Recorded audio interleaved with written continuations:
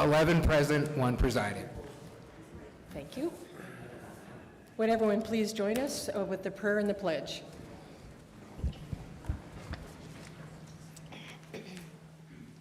Thank you, Madam Chair, fellow commissioners.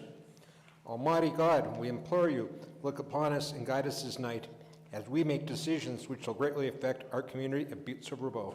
Direct our thoughts, words, and deeds so that we please you and best serve our fellow citizens. Amen. Amen.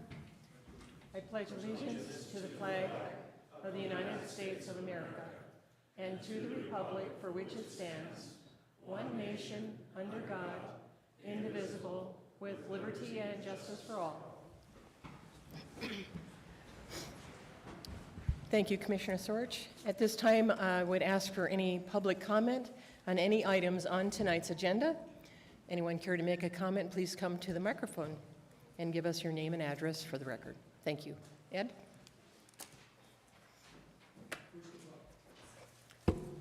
Oliver Vanderhoek, 2601 Grand Avenue.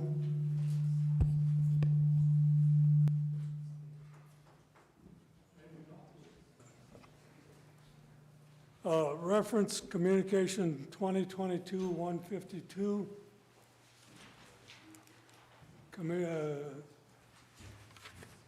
Under communications number 7, requesting approval of a motion to recommend that the Council of Commissioners cordially approve the Aware Inc. subdivision and variance request.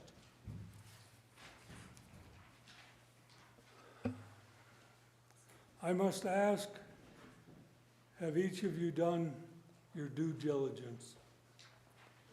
Or are you just going to rubber stamp this one? I am concerned about building these kind of facilities for a vulnerable population in an area that possesses a questionable health risk for humans. Before that cause of that health risk has been mitigated. Have you asked yourself, will I be approving the construction of a housing development that will put vulnerable people in harm's way? Have you asked yourself, in this low-income area, why are there not national affordable housing houses already there? Have you checked, even though it will not help the children playing outside, has the zoning board at least stipulated that the houses units must have an air filtration unit? I do hope that you are aware that a previous planning director wanted this area zoned commercial, not residential, partly because of the health risk. I do hope that before you make your decision, you are aware and have reviewed that there are 6 independent health studies that indicate that there may be real health risk to humans in this area. You have established a Butte-Silverbow Health Department Health Study Advisory Committee. Might I suggest that before you approve this variance, you consider referring this communication to your Butte-Silverbow Health Study Advisory Committee for their expert review and recommendations. This so we all may say that the Butte-Silverbow government is concerned about providing a safe, clean, and healthful environment for all its residents in which to live, work, and play. I'll be back for the public hearing, but I want to pass these out now. Sadie, want to?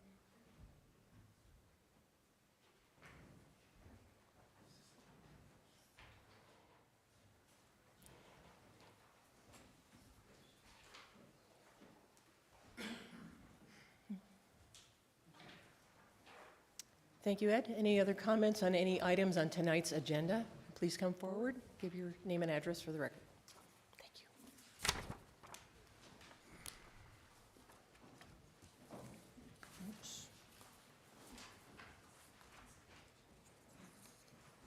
you. Oops. Jim Ward, 2022 Wall Street.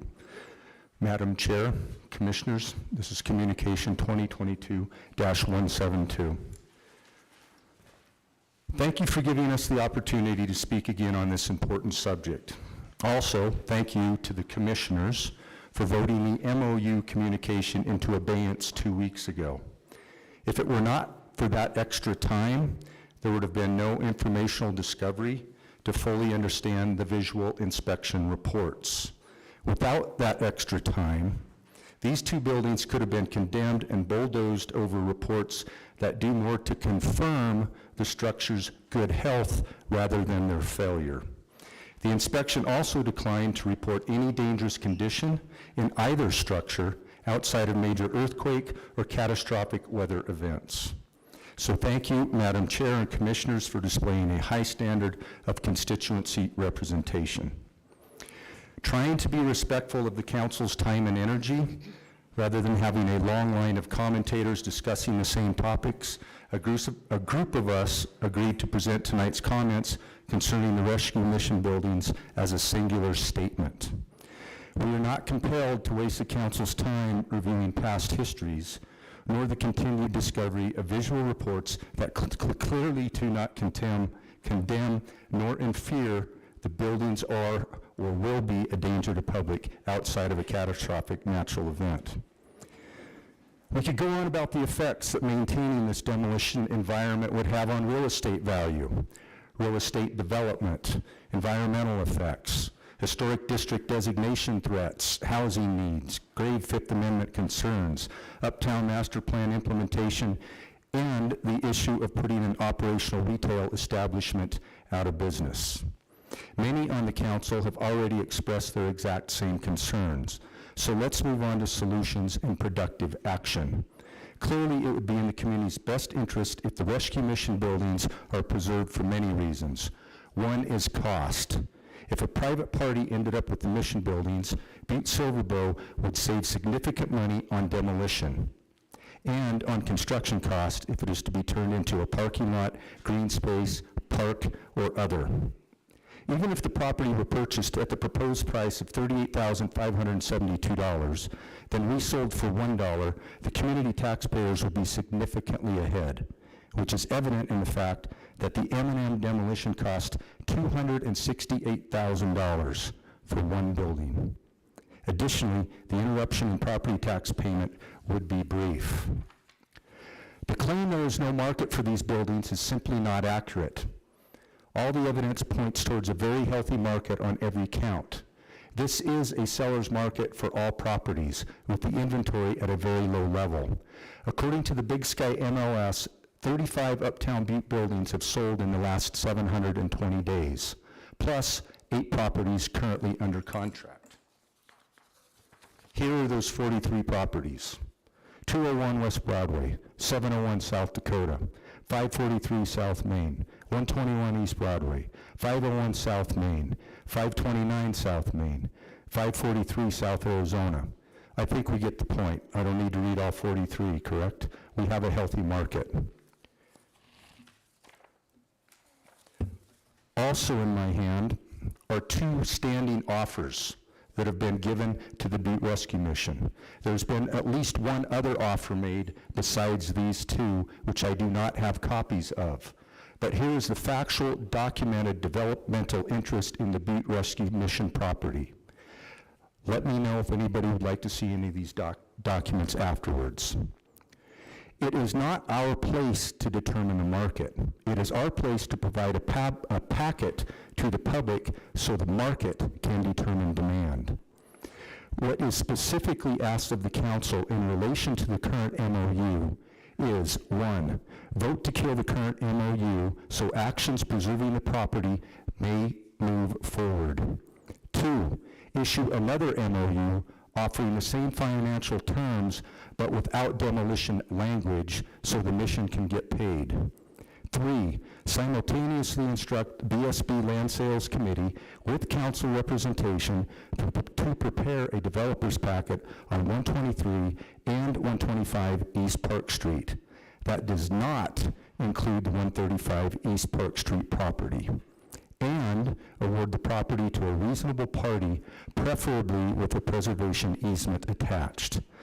These are solutions vocalized by several commissioners during the 413 council meeting. Those suggestions seem to be the best and quickest avenue to a resolution on the current MOU, while also providing the path toward preservation of the rescue mission buildings. 135 East Park Street was discussed while taking into account developers who expressed interest in owning all 3 properties. 135 could be offered in a separate developer's packet, or it could be deconstructed and then offered in a developer's packet. If that building must be removed, the best method is deconstruction, where the roof and floors of 135 are carefully removed while leaving standing any walls common to existing structures. This is the current proven, established method of demolition in Butte and across the country. And it would not require the additional $200,000 in unnecessary wall construction at 125. Many of these solutions have been proposed by members of tonight's council. Thank you for suggestions, and know that you have our support for the above requests. Let us have at least one silver lining in the loss of the M&M. The M&M's current hole is a standing example of saving neighboring buildings through successful and proper reconstruction. And since this is a joint statement, would anyone attending who is in support of saving the rescue mission buildings please stand so the council can hear your voice and count your vote? Thank you. Thank you, everyone present. Thank you, Madam Chair and Commissioners, for supporting the community and your constituents on this issue. Thank you, Mr. Ward. Any other comments on any item on tonight's agenda? Please come forward and give us your name and address for the record, please. I am John Kinzel. I live at 2760 Meadowbrook Drive here in Butte. I'm on the council with the Butte Rescue Mission, but I'm also a taxpayer and I live in town. I believe in historical preservation. I personally purchased one of the houses from Town Pump on Platinum and corner of Platinum in Idaho. Moved it. I know what it takes to restore a historical building. I believe in it. I believe in Uptown Butte. And, you know, we as a board sat down and reviewed all this when this came to light. We took everything before us. We haven't spoke because we just trusted the process. And it's been painful. As somebody who has considered all of this information, I sat down. I'm an appraiser for the State Department of Revenue. I've looked at a lot of these buildings uptown. I've been in many of them. I've looked at their conditions. I've looked at the thrift store building. I looked at the report. I saw what it was going to be to do, to make the repairs. And I realized we can't do this. It's too much. I mean, if you've just looked at the front of the building, if you've ever seen the old pictures of the building before, it had a beautiful facade. It was taken off. The structural integrity of that front wall is now all glass. And there isn't anything to hold it. If you know anything about buildings, there's nothing to hold that now. There's a cable across the walls holding those two walls together to try to do that. That's not a real good plan. I'm just saying as an appraiser, I'm not an engineer, but I do know what I see, and it's scary. When we saw the report, we got it in towards the end of January. When we got it, we looked at it, we realized, oh boy, you know, we need to remove all business off that second floor. We did. We've sat down and met with your county officials, and I trust them, I believe in them. They did a great job. They were very professional with everything they did. They showed us it. We read the report. We made the decision that from that report, we need to demolish this building. It was a hard decision to do. I know for me, I hadn't been on the board that long, but knowing what I know about buildings, this is a tricky thing. That wall can go at any time. The roof has fallen. The majority of that roof has already fallen, is in the basement.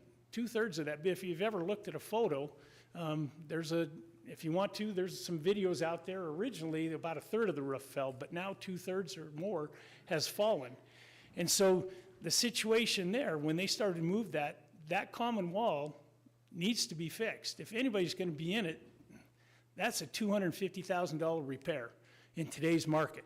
That's what it's going to cost. If you're just to start, and that's not any of the other things that need to be done. That front wall needs to be fixed. There's another wall on the second floor that needs to be built, and then it's run down. I mean, we received the building for free. It was given to us because the building was in that bad a shape. We received it over 20 years ago. All of those structural problems were there when we received the building. It's worked. I love it. I love a thrift store. I go to yard sales. I believe in it. But at this point, we had to close down. We were told that this building was unsafe. We read the report. It was said it was unsafe. So we moved out. We did what we should do. We vacated that second floor immediately, and I think it was extremely important to do that. It's a safety risk. You're all here because you want to protect the safety of our citizens, and that's what we did. We did our job.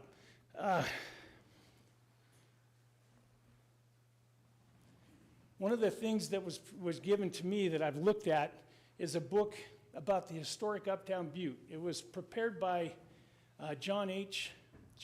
DeHaas Jr. He did this in November of 1977. He's an architect, an IAA, preservation restoration consultant, and he wrote a book about Uptown Butte and all the historic buildings that are here. If you want to read it, boy, it's a great book. But he made a map, and he delineated all of the buildings that are historical buildings in Uptown Butte. And the block that the thrift store sits on doesn't show a single historical building of any notice. And if you look at it, it's called non-compatible buildings. They're non-compatible for Uptown Butte. This was an expert who wrote a book that put that in there. I mean, that's something that hasn't been brought up yet. I don't know if you've seen it or seen the building. It's not an attractive building. It's in wear and tear. So I understand that any building can be fixed, and it's a large cost. We haven't had it. We did receive 2 offers. One of them was very low. Both of them had contingencies on financing, but we made a deal with the county. We trusted the process. We made a deal with you. And so that's why we're not going to step back from that. We made that deal. So I'm just here to say that it's an important decision for Butte. I understand that. But it's also an important decision to us. And I appreciate that you guys would really view and look at it. I know I heard a couple of commissioners say, I will never vote to tear down a building in Butte. I think that's conflict of interest if you make that statement. I just know that if there's a building that's in such a disrepair that needs to be destroyed, you have to do it for the safety of people. I mean, that's why we vacated the building. And now it's sitting vacant. So now we can get squatters that will break in. Now it's not going to be on us. Even though it's our property, we've vacated, we've done what we were going to do, and now it's sitting there as a danger. And if somebody gets in there and squats and something happens, now it's a problem. So please help us with it. That's all I got to say. Thank you. Thank you for your comments.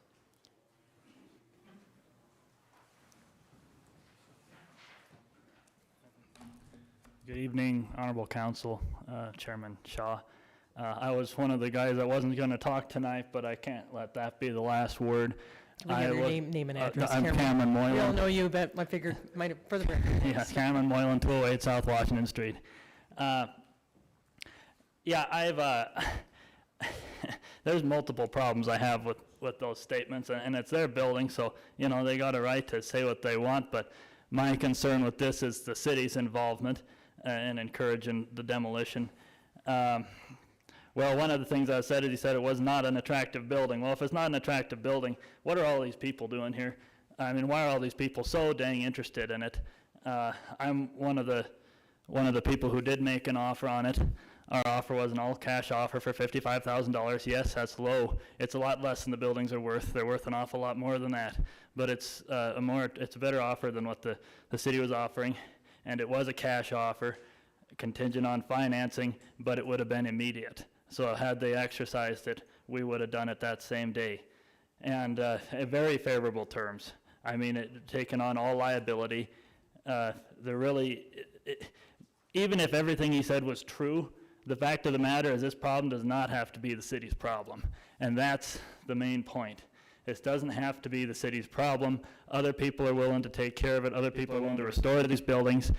You look at what's going on with the O'Rourke back there. That building was in far worse condition than these buildings, and they're going to make money on it because it's an investment. It's called an investment. They're putting money into it, and it's going to do a good return. These buildings require a lot less work than that, and they would be an excellent investment as well, and that's why a lot of people are interested. The other statement I had a problem with is he said that their historical integrity has been destroyed. Well, that's not a fact. Anyone who's inspected these buildings knows that these buildings are some of the most intact buildings uptown. They're a time capsule, really. And the only thing missing off the front is missing off the east building. And by buildings, I'm talking about the two rescue mission buildings. You have to remember that those are two large buildings. The one arguably, it's arguably three buildings because the one has an standalone addition on the back of it. But that aside, they are some of the largest buildings uptown. And these two blocks, people compare it to the Brinks and Deluxe or the Greek Cafe. These buildings are a lot bigger than those buildings. This block is a lot longer than those two blocks. And so we're talking the equivalent of, you know, 4 Brinkses and Deluxes here. I mean, it's an awful lot of building we're talking about. And you look at how precious little we have left of East Park Street. We have about 2.5, 3 blocks intact of East Park Street in this city. And so, yeah, I think the public ought to be concerned. It is a very public matter since the city is involved. So, yeah, I'd say no to demolition. And even if it did cost $250,000 to fix up, well, that's a pocket change compared to what it costs to rebuild those buildings. And reinforcement is always far cheaper than building from scratch. Thank you. Thank you, Cameron. Good Mr. evening, McGregor. everyone. Brian McGregor, 133 South Main Street. Like Cameron, I was not going to speak, but I was moved to come up and express myself about some things I've just heard. First of all, the comment that someone of the council said they'd never vote for demolition. I don't remember hearing that, but I do remember hearing a councilor say they weren't going to vote to tear down these buildings. And I think that, like a lot of other council people and general citizens, they got a chance to look at these documents. They weren't moved by them. Didn't see that they really had, really were condemning of these buildings. They're full of caveats and disclaimers. And I will say that even the front wall was mentioned in that document, and it did say that that was a problem. But I don't see how. And I'm not an engineer either, but you know what? I've seen a lot of buildings torn down since I've been here. And you always hear the same thing. The next stiff wind is going to take this building down. It's going to fall over any day now. They said about the Greek and the Brinks and any number of these buildings. And then they bring an excavator in or a big machine with a ball, and like the Greek, they chipped away at that building for 3 weeks straight, and it went down piece by piece. It's not a building that was going to fall over with the next stiff wind. And not for nothing, but the front wall of any of these buildings isn't what holds it up. It has a lot to do with the building, but they're constructed side to side. The joists go side to side, wall to wall. And another thing, there are cables holding these buildings together that are original to the buildings. Big cables like this with giant turnbuckles. It's one of the beautiful things about these buildings when you look at the way they're built.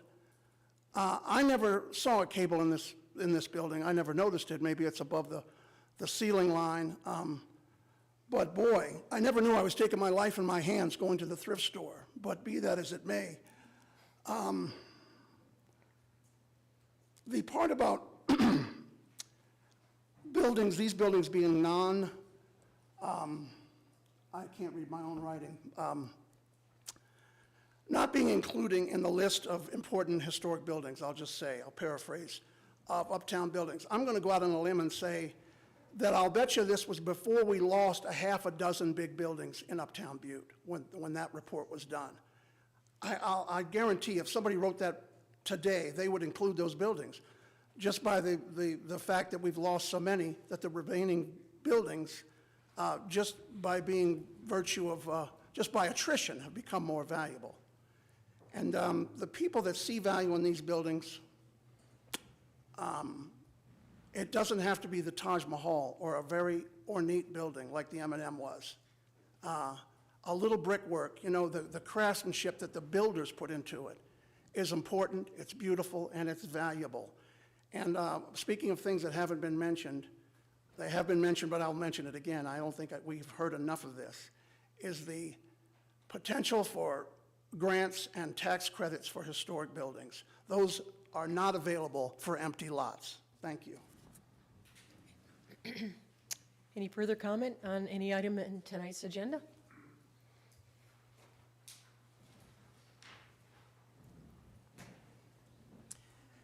Good evening. I'm Robert Renoir, 15 West Woolman Street.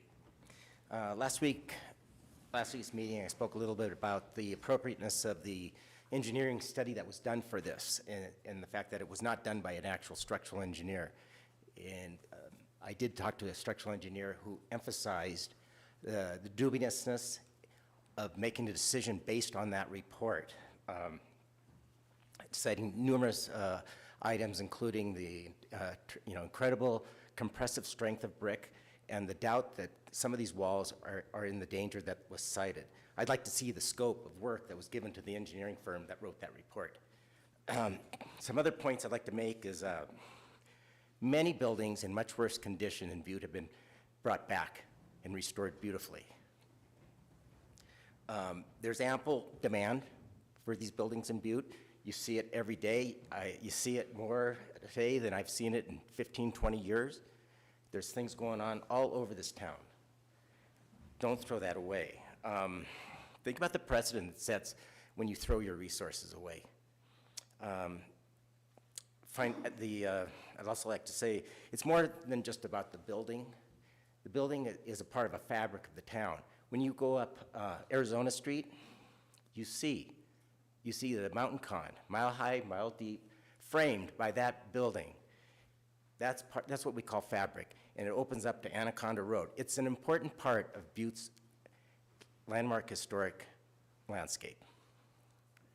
In reference to the previous speaker's citing of the Haas book in 1967, I'll just say that is easily superseded by the National Historic Landmark District designation, which was thoroughly studied and is a really proud designation for the city. Finally, I just want to say, do the right thing. Don't throw it away, please. Thank you. Any other comment to come before us this evening on items on the agenda? Hi, everybody. I'll make this short and sweet. Hi, Cindy. Hi. Roy Ivy, I live at 405 East Park, so guess what I'm talking about, right? I got no stats or anything. I just plain got some emotion to go off on. This is 2 blocks from where I live. It's where I walk every day.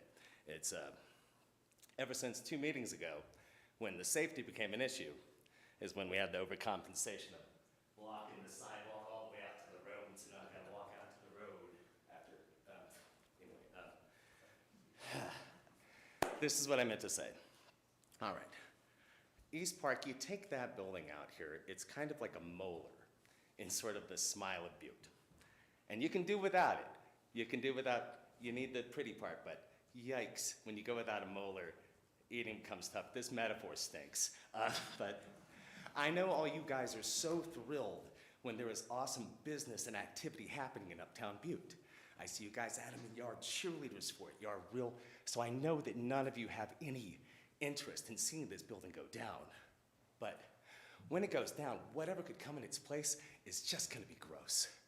And I happen to think, I have to disagree with the gentleman who spoke earlier. I think that view is gorgeous, especially at the twilight hour, when I'm making my way down the park home. It glistens off of it. And those, have y'all seen the paintings in the top of the building of the mission thing?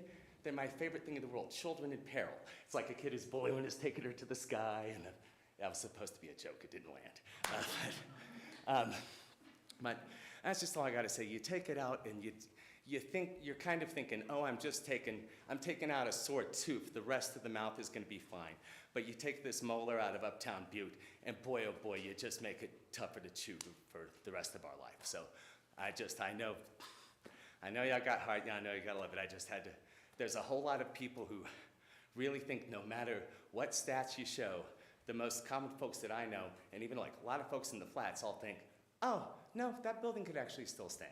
So even if the people are wrong, which they often are, they think the building doesn't have to go, that there can't be a remedy. That's what I kind of get from the consensus of folks that I know. Anyway, thank you very much for your time. Okay, thank you. Any other comment to come before us on the item on tonight's agenda? Okay, going once. All right. Thank you, everyone, for your comments. At this time, we have a couple of bid openings and we have a couple of public hearings. I will ask for proof of publication after I read the first caption, and I can call on County Attorney Joyce. At this time, item 1, communication number 2022-162. This is a bid opening. Mark Neary, Public Works Director, requesting Council Commissioners' authorization to schedule a bid opening for April 27th, 2022 for chip sealing roads throughout Butte for the 2022 construction season. Do we have proof of publication? County Attorney Joyce. Madam Chair, there is proof of publication, and it does appear to be in order. And do we also have proof of publication for the other 3? Would that be okay to ask for now? Yes, Madam Chair, we do have proof of publication for the other bid opening and for both public hearings, and all appear to be in order. Thank you very much. Okay. Director Neary, the floor is yours. Thank you, Madam Chair. The first bid is from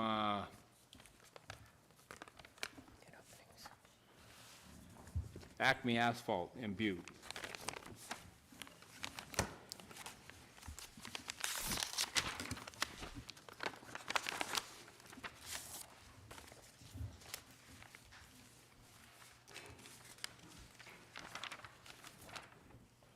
County Attorney Joyce.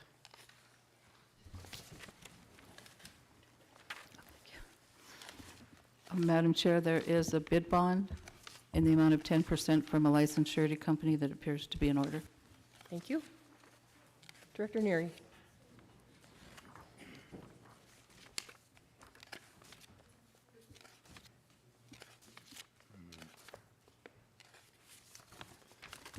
Madam Chair, the total cost is $1,407,457.50.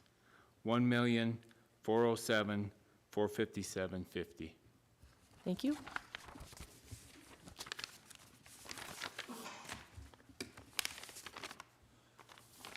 Second bid is from Jim Gilman Contracting in Butte. Jim Gilman Excavating.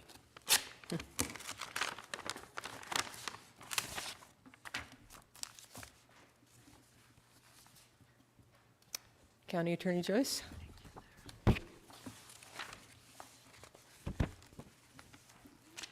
Madam Chair, there is a bid bond from a licensed surety company in the amount of 10% that does appear to be in order. Thank you. Director Neary.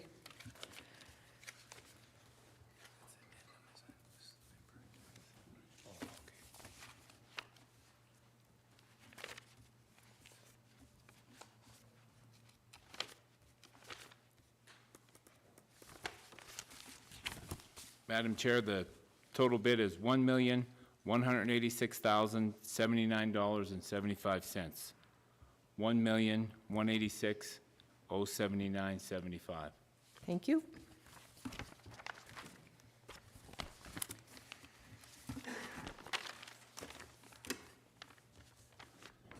The final bid is from Jeffrey Contracting in Butte.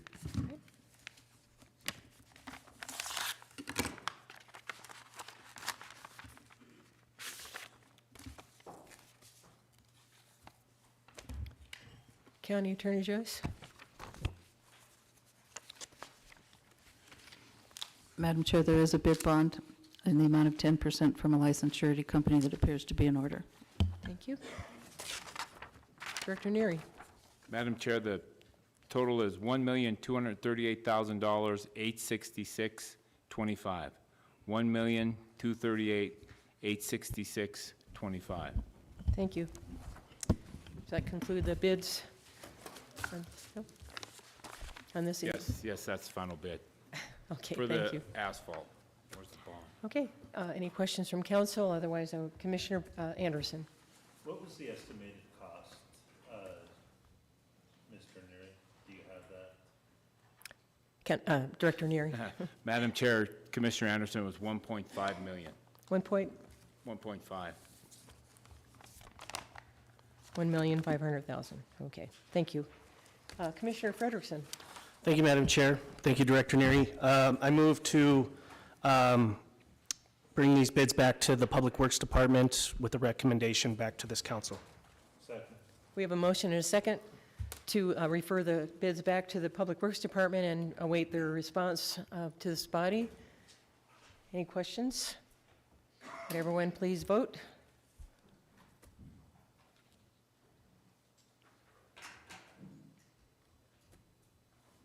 Would anyone care to change their vote? Would the clerk please record the vote? 10 yeas, 0 nay. I don't think that's right. 12 yeas, 0 nay. Thank you. All right, motion passes.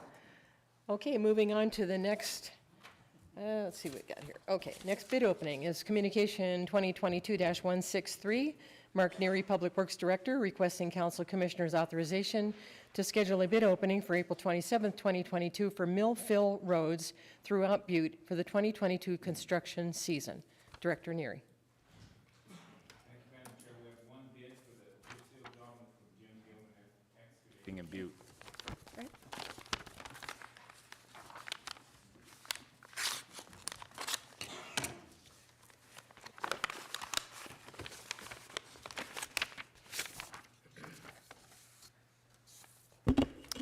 County Attorney Joyce.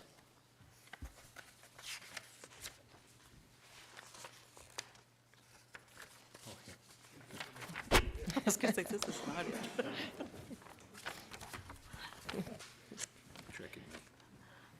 Madam Chair, there is a bid bond in the amount of 10% from a licensed surety company that does appear to be in order. Thank you. Director Neary. Madam Chair, the total on this project is $232,926.75. $232,926.75. Thank you. Commissioner Anderson. Thank you very much. I know you know what's coming. Just need your meeting estimate if you have that. Director Neary. Thank you, Madam Chair. Commissioner Anderson, the engineer's estimate on that was $160,000. But we weren't sure on the price of chip oil.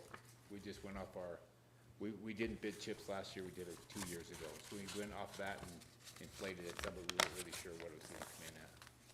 Okay, thank Okay. you. All right. Okay, follow up, Commissioner Anderson. And just as a point on this, these two communications readings were swapped. The one for the chip sealing should have been 62, and the one for the asphalt should have been 63. I'm not sure I understand what you're referring to, Commissioner Anderson. Are we on the BSB chip sealing roads? Yeah. It's just our estimate. No, it's on this too.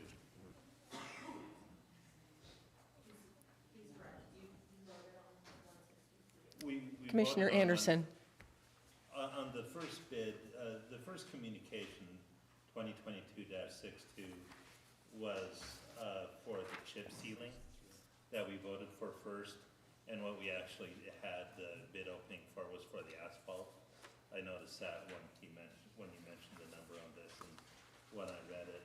And the second communication was for asphalt, what we're doing now, so just the number. I see what you're saying. So the number at the top of the bid sheet is swapped. Okay. 50 lashes with a wet noodle. Thank you. Commissioner Frederiksen. I think Thank you, we're- Madam Chair. Yeah. Thank you, Director Neary. I move to refer this back to the Public Works Department with a recommendation back to this council. Second. We have a motion and a second to refer the bids back to Public Works to come back to this body with their recommendation. Would anyone have any other questions? Otherwise, let's please vote.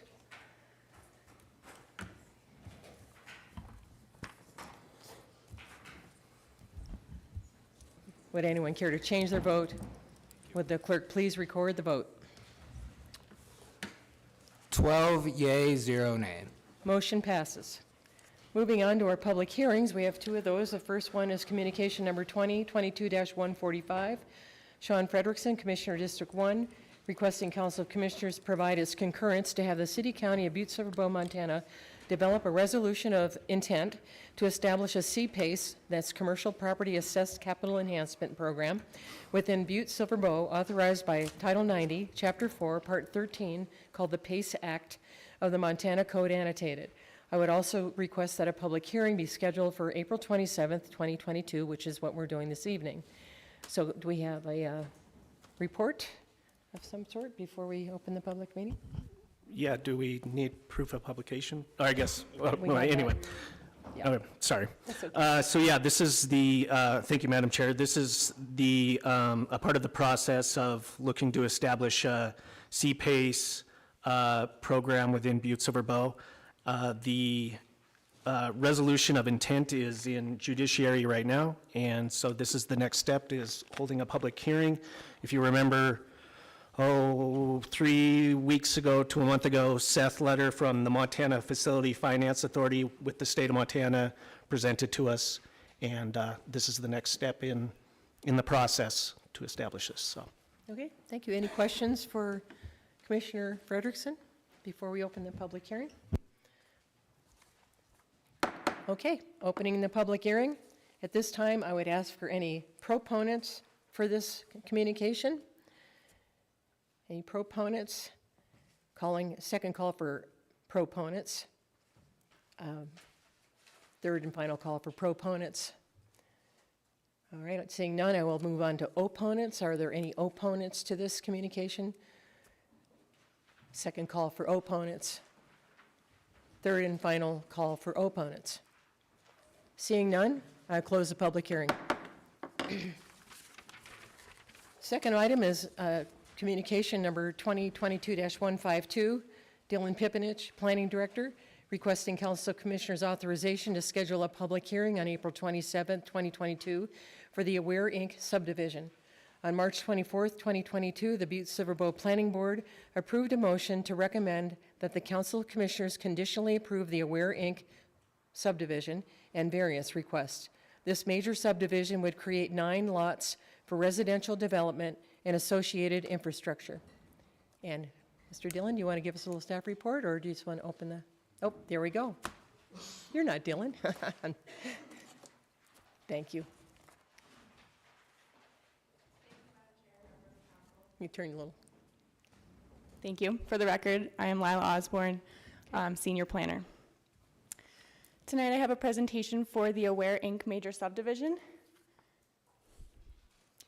This preliminary plat proposes 9 lots, which entails a major subdivision. It is an application by Aware, which is a Montana nonprofit, which provides services for individuals with developmental disabilities and families in need.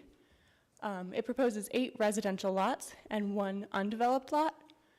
The residential lots would each contain a single-family townhome, and the 9th lot would contain stormwater infrastructure for the development. This is not a typical for-profit residential subdivision, but it would provide housing for the clients that Aware serves. This subdivision also has a variance request to Section 12 of our subdivision regulations, curbs. The subdivision proposes to install curb on Pine Street, but wishes to have a variance for installation of curb on Continental or Farrell Street. These next slides have some imagery. It's in the R4 zone, if you can see that up there. And here's the preliminary plat. I've put the numbers in red, but it's still kind of hard to read. The 6,000 square foot lots on the bottom are the 8 residential lots. The 9th lot has the stormwater infrastructure, as well as the existing bus barn. You can see the bus barn there, and then the land to the east is what would be subdivided and developed. This is the view looking north. So there are 7 criteria for which subdivisions are reviewed by the planning department, and this presentation covers the applicable criteria to this subdivision. First is effects on local services. So all residential lots will be serviced by public utilities and roads, which have existing capacity for these 8 townhomes. All new accesses will be to Pine Street. There will be no access to Continental or Farrell. And all accesses will be built to Butte-Silverbow standards. A water main extension has been approved by Public Works for a new hydrant on Pine Street, and parkland dedication has been approved by the Butte-Silverbow Parks and Recreation Board. Effects on natural environment. This subdivision is not within the floodplain, but is near it. You can see the floodplain to the north in the picture on the bottom, and a noxious weed management plan has been provided. Effects on public health and safety. Sidewalks for the residential subdivision, and a variance has been requested for curb and gutter on Continental. 1 single-family dwelling per 6,000 square feet, which is what is proposed here, is compatible with the R4 zoning regulations for density. This subdivision is within the Butte-Silverbow Police and Fire District, and a new fire hydrant has been accepted on Pine Street, and that main extension has also been approved to make it work. The easements provided are sufficient to the Butte-Silverbow subdivision regulations, as well as Northwestern Energy preference. The subdivision regs request easements on the rear and side of lot lines. Northwestern Energy likes them on the front, and this subdivision has all of those. I'll now review the variance request, and there are 3 main criteria which are coming in the next slides. The first is undue hardship, and hardship refers to circumstances related to conditions unique to a specific property, which make it unfairly difficult or impossible to comply with rules and regulations. An example of hardship would be presence of watercourses or steep slopes, after the fact impositions of regulations on previously lawful lots, and or government actions outside the owner's control. So this would enforcing the regulations as they stand make unfair difficulties to someone whose neighbor on the same zone or in the same area would not see these difficulties. As so, financial expense of regularly required improvements is not a hardship. The second criteria is would not be contrary to public interest. Section 12D in our subdivision regulations require all subdivisions to construct integral curbs and gutters on adjacent streets. The intent of this is to ensure that new development in the community contributes to reasonable and necessary improvements to the immediate surrounding area in which it will exist, promoting public health and safety. Any necessary improvements which are not installed with these developments become the responsibility of Butte-Silverbow and their taxpayers, and are solely constructed as we have the time and the money and the manpower to do so. Sidewalks are required of subdivision and regulations in all residential zones except the R4. Staff does not know why, but curb and gutter would be the minimum required standards for this subdivision. The last criteria is would not create any public health and safety concerns.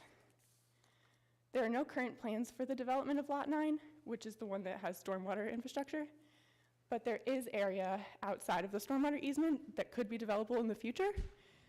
And it's the intent of subdivision review to look 100 years in the future and say what potential issues could arise should development come to these spaces. So future development would not be subject to subdivision review, which is happening at this time. It would be subject to zoning review. And zoning review does not require a sidewalk, curb, or gutter for residential development. And the applicant has stated that stormwater from Farrell Street runs onto this parcel, which would create drainage issues for any existing property owner of Lot 9. As I said, avoiding potential issues like these is the intent of subdivision review. Additionally, Continental and Farrell is a connectivity corridor between Uptown and the Flats, as well as McGruff Park, and the neighborhood which Aware is a part of. Safe multimodal access is lacking between both. And on March 24th, the planning board heard this subdivision, and they recommended approval of the subdivision, approval of the variance request, with amendment to the conditions to include sidewalk installment on Pine Street. There's a list of conditions on the staff report, which say things like the preliminary plat is good for 3 years. Public Works needs proof of infrastructure capabilities before final plat, things like that. But Planning Board recommended that installment of sidewalk on Pine Street be added to those conditions. Okay. Thank you very much. Any questions from the council members to staff? Commissioner Anderson. Thank you very much. Chairman Shaw. Okay, I'm having trouble saying it. It is kind of tiny. Sorry. But just right above the plot lines, there, I can see where they are.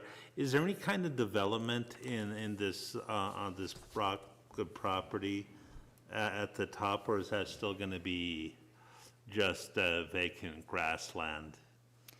So Lot 9 is what you're talking about? Yes. Currently, their bus barn is on Lot 9. It's on the western half of it. That's on the west side, right? Yes, but the top strip would just hold stormwater infrastructure. Would So just all be stormwater? Okay. if you there- can see, it's kind of like a rectangle with some arms. That's the stormwater easement. Okay. And then the main point of ingress and egress of these residents would be along Pine Street, I'm taking then? Yes. There's no parks or yards or anything associated? Okay. That's Okay. correct. Thank you. Any other questions? Commissioner Callahan.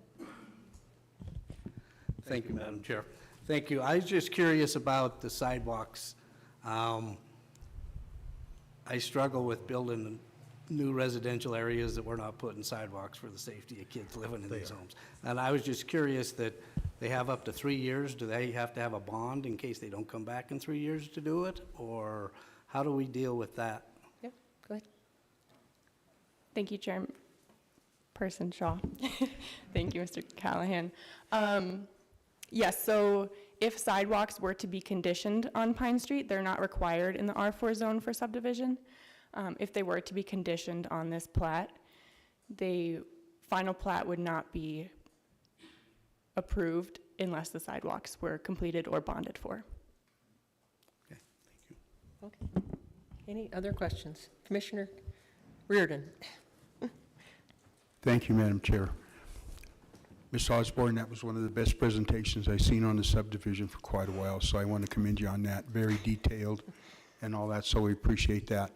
I just have one question for you, is the fact that we had a gentleman come up and stand where you were standing, and the statement that you made is, according to the subdivision, these were upheld with Butte-Silver standards, and naturally his question was about, you know, the pollution, so-called pollution and the dust and everything. And are there going to be filters in his house and all that? I don't know if you made any situation or anything to that. So I would talk to Dylan on this. If you don't have an answer, I'd like to. I just need an answer. Thank you. Thank you. Director Pipinich. Thank you, Madam Chair. I always touch that, sorry. Thank you, Madam Chair, Commissioner Reardon. If you're referring to the comments that we heard earlier about Right. public health and safety, and I think he's referring to dust migrating from the mine. Right. That specifically isn't in subdivision regulations. You know, we look at public health and safety from the criteria in the subdivision regulations. To my knowledge, there's no, you know, definite proof of active mining creating health hazards there, and it would be no different than any house that's also in that neighborhood there. So that wasn't viewed as part of the health and safety part of the subdivision regulations. If that's a unique instance. There's not very many residential subdivisions that go across the street from a mine, so that's not specifically in the subdivision regulations, nor is it during the subdivision review was felt as a health and safety concern. Thank you. Commissioner Sorge. Thank you, Madam Chair. I would just like to make a quick comment. I know that there has been some studies done down that area. Montana Resource paid for some studies, and also Montana EQ and the Health Department has done air quality studies, and it's been discussed prior of, you know, these studies at our Health Department or our health, the committee, you know, that overviews these, and there's and they had found that there was everything down in that area, according to, you know, these engineering firms and the studies that have been performed, have met the air quality standards, the DEQ air quality standards in that area. You care to answer, or we'll just go ahead? Yeah, just to Director Pitt-Panuch. Madam Chair, Commissioner Sorge, just to add to that, you know, the meeting DEQ air quality standards isn't something that's viewed in a residential subdivision review process. You know, residential subdivisions don't create air quality standards, residential neighborhoods. So I did know that, but there's no part of the review process that looks at air quality standards for residential subdivisions. That's just not in the criteria. Okay, thank you. Commissioner Anderson, sorry. One more question. Mr. Pippinich, thank you for being here with us. Wouldn't the air quality be something that the developer would have to institute? If there was, that'd be something that the developer would have to do instead of county government, correct? Director Pippinich? Madam Chair, Commissioner Anderson, yeah, that's correct. We wouldn't look at air quality anywhere for a residential subdivision. That's not part of the review criteria. And if they were just to build single-family homes or townhomes like this through the building permit process and subdivision, we don't look at it from that standpoint either. If there was anybody to build a house on a vacant lot in that area, you know, air quality standards aren't something that's reviewed by Butte-Silverbow. Follow up, Commissioner Anderson. Thank you, and more to the point, in any other standard, the onus for making sure that it was safe, say contaminants, if it was like a brownfield site and needed to be cleaned and everything, that's something that the contractor and developer has to take into consideration instead of us, correct? Director Pippinich? Madam Chair, Commissioner Anderson, that's correct. You know, it's not a Butte-Silverbow liability kind of thing if you're speaking to that regard either. Okay, thank you very much. All right. Oh, Commissioner O'Neill. Thank you, Madam Chair. Just a comment on the air quality. I feel like if this subdivision would have to, you know, be whether you could build the subdivision for the air quality just where it sits, the whole town of Butte would probably be it. All of us need air filters, and you know what I'm saying. There's other buildings being built, or other process, or other remodeling, new home construction in the Greeley neighborhood going on right now. I mean, where do you stop? I mean, that's just my comment on that. I'm not saying if it's an issue there, it's an issue in the whole county, in my opinion. So we all need air filter systems, or, I mean, I don't know, or shut the mine down. Not sure what to do. Thank you. Okay. Anything further? All right, thank you. I open up the public hearing. At this time, I would call for any proponents of this subdivision that's being presented before us. Please give us your name and address, sir, for the record. And you can push a little button on there so it's on. There you go. Oh, there you go. Thank you, Madam Chairman, members of the council. My name is Ken Jenkins. I am a land surveyor and representing Aware with this subdivision. Just have a couple of things I'd like to say. I'd like to thank the planning office. Subdivisions are always a sort of long and drawn out process with a lot of input from a lot of different people as you go through the process. And this subdivision has been no different. We started sort of from scratch, having a scoping meeting, a lot of good ideas from Aware, from the planning office. The planning board meeting, I think, was very productive. I'll speak to the, and I'd like to thank the planning board. I thought that we came out of that meeting with some really good ideas regarding the variance. The variance request for curb, that is a requirement within residential subdivisions. However, this situation is a little bit unique in that the north boundary of this property is sort of the end of the residential, and it butts up to a street that really functions more like a highway than it does a residential street. The design of that roadway is meant to slope shed onto the adjoining properties. There currently is not a drainage issue that would benefit from the installation of curb. It would collect the water that is evenly distributed by design, and then we'd have to figure out what are we going to do with that water now. So it didn't make a whole lot of sense to spend money building that amount of curb. And as sort of an alternative to spending money on concrete, the condition on that variance approval was to put sidewalks along Pine Street in front of those residences, which I think vastly improves the development of the residential portion of the subdivision. So basically, there's been a lot of good ideas, and I think by the time we get to this point where you folks are looking at this subdivision, I think we've got a pretty good product. The public safety comments that we've heard tonight, with my license by the state of Montana, protecting public health and safety is part of what I'm supposed to do as well. The idea of subdividing land in your jurisdiction, we have to have findings of fact. And if we were working with a piece of property that was restricted in some way because of a public safety issue, we wouldn't have ever gotten this far. And so I totally understand the concern, but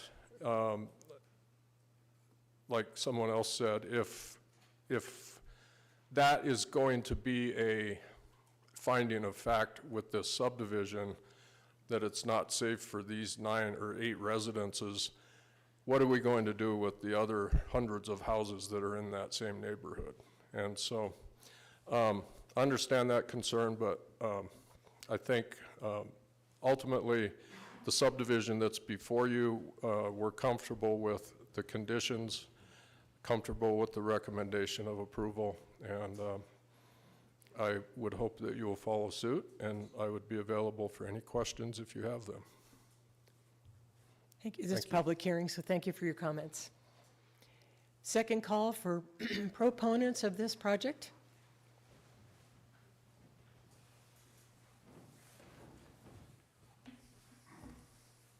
Madam Chair, Commission members, my name is Steve Francisco. I'm with Aware Incorporated. I'm operations lead for the company. And I just wanted to touch base real quick on what we actually are trying to do. We truly aren't in the business of development. We're in the business of providing services for people with mental health disabilities and people with developmental disabilities.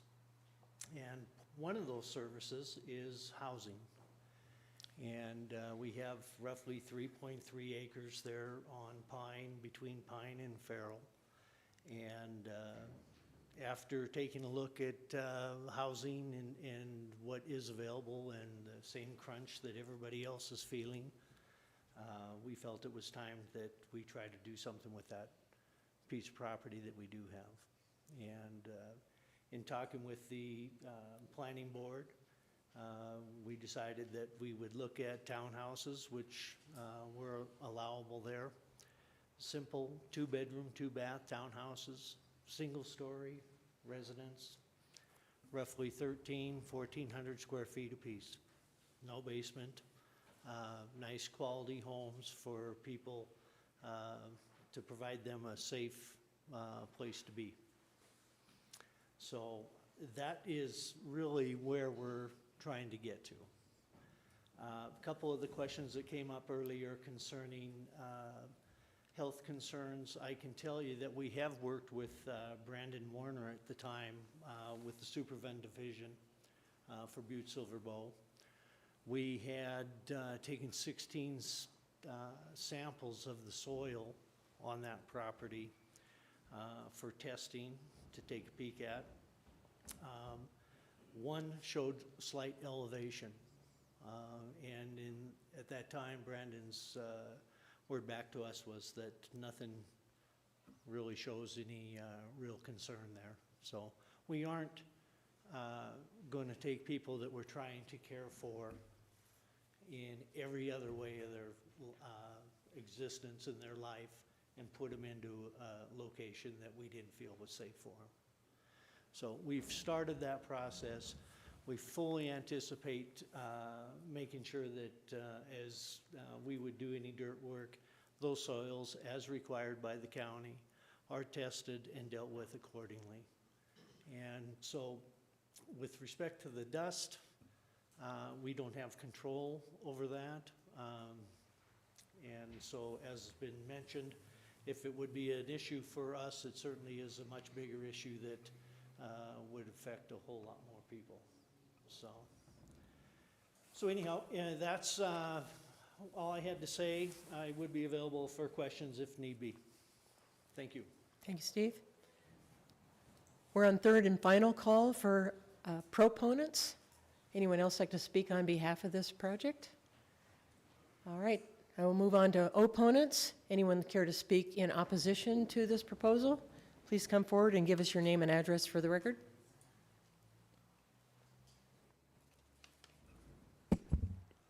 Edward Banner, 2601 Grand Avenue, part of the Greeley neighborhood. First of all, I'd like to answer a couple of questions. It's obvious that none of you have read or are aware of the presentation that was made to this board, this council, in about 2014, where we found high levels of metal contaminants in the dust coming from MR. And those high levels and that dust reduced the further away you got from MR.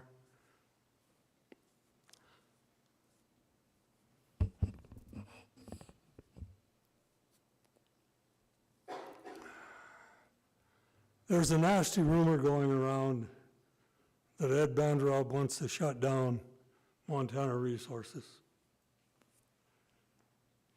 Ed Bandrob is stupid, but he's not that stupid. He is only requesting that MR is going to be around for another 50 years, that this council help create a cleaner healthier environment. As I mentioned previously, one of our planning directors before was hoping that this would be turned into a commercial area, not a residential area. I am not opposed to development. And I'm definitely not opposed to this kind of development for our more vulnerable citizens that would be good for the common good of our greater community. But what I do oppose is building this kind of a facility for those vulnerable populations in an area that poses a questionable health risk to humans before the cause of that health risk is mitigated or an air filter system is stipulated. I must stipulate and agree, MR most probably meets all the current permit, RMAT, DEQ, and EPA standards that is required for the emissions of contaminants of concern in this area. But we've already presented various local independent studies that indicate that those standards may not be sufficient to protect particularly the vulnerable populations from health risk of exposure to airborne heavy metals contaminants coming from the MR dump site and crusher across the street into the area where this is proposed. It has been 8 years since EPA's remedial project manager gave Montana Resources information relative to the different systems that other mines, not located across the street from a previously established residential area, as this is a unique situation, use in their dump sites to control the emission of dust. I understand and fully accept that what MR does, they cannot control. But you can. You can request that they do something because nothing has been done in those past 8 years.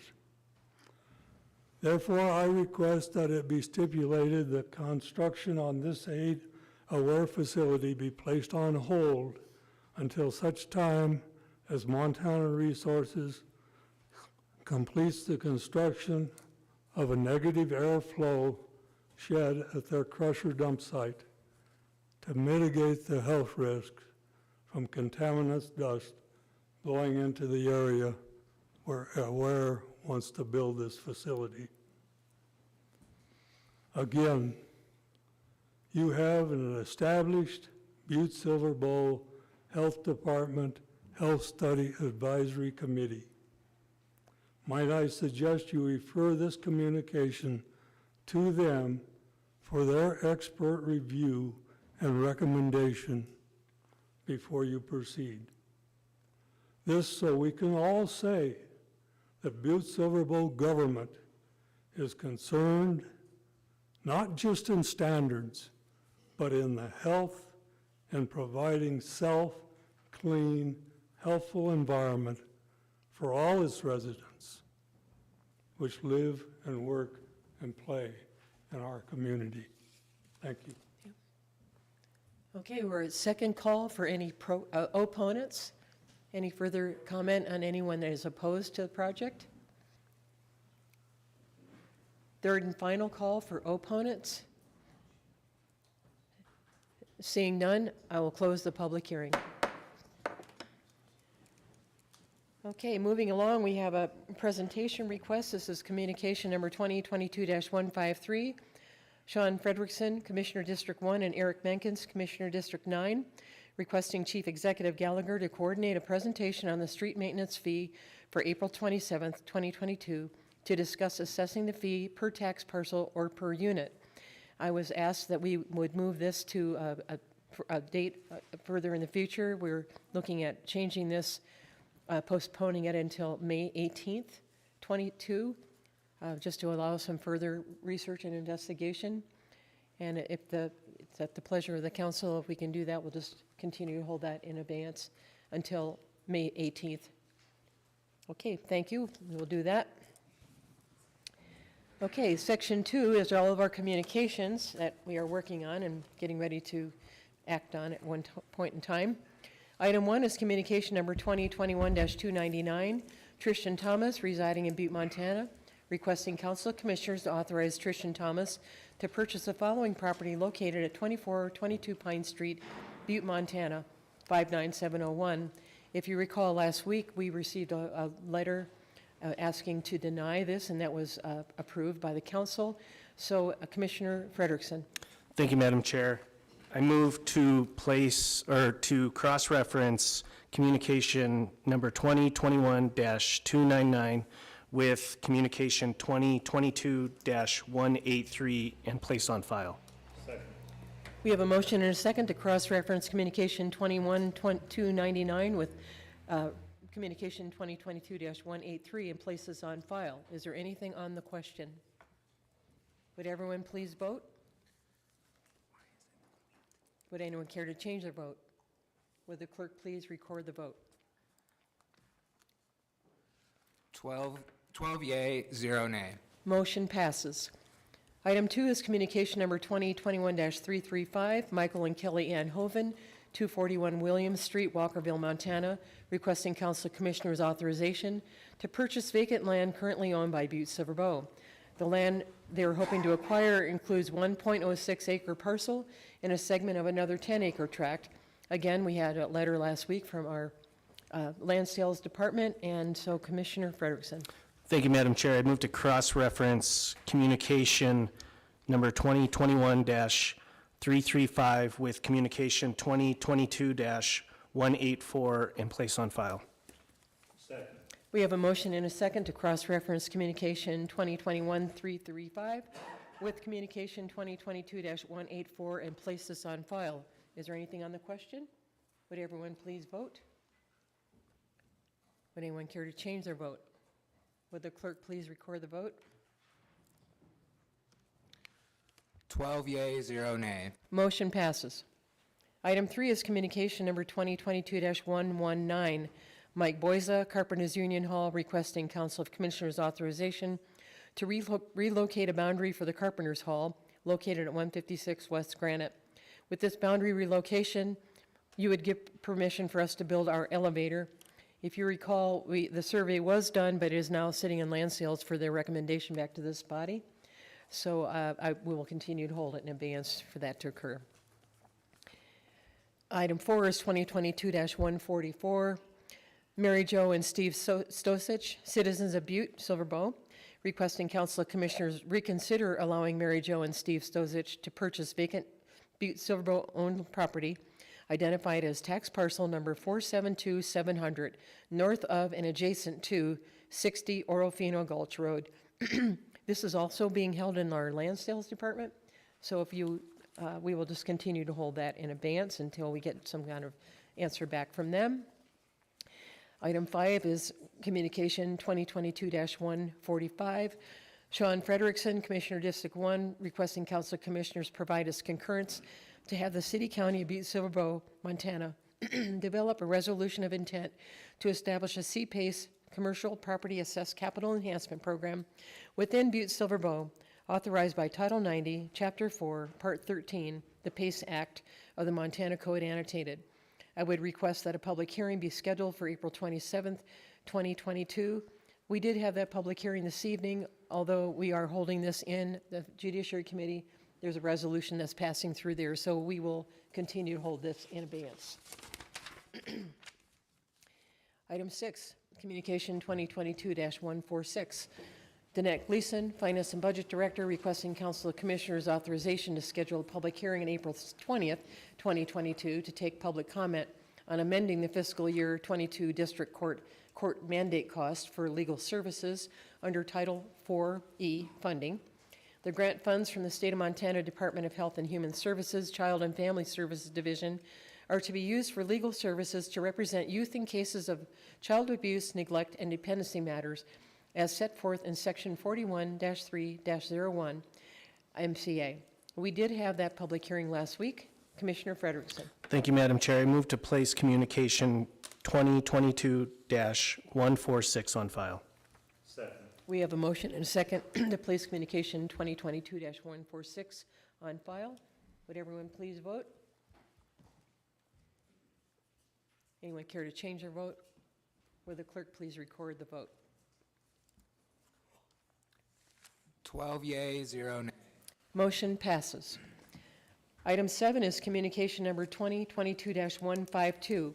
Dylan Pipinich, Planning Director, requesting Council of Commissioners authorization to schedule a public hearing on April 27th, 2022 for the Aware Inc. subdivision.